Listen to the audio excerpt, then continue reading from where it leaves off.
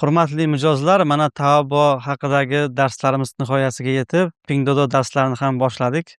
Qalay, Taobao darslarimiz sizga yoqyaptimi? Endi keling, Pinduoduo haqida o'rganamiz.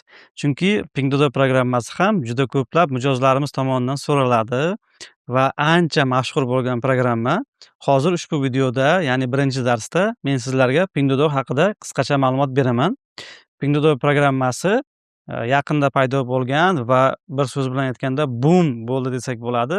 Juda ham tez mashhurlikka erishgan sayt hisoblanadi, ya'ni platforma hisoblanadi, to'g'rirog'i.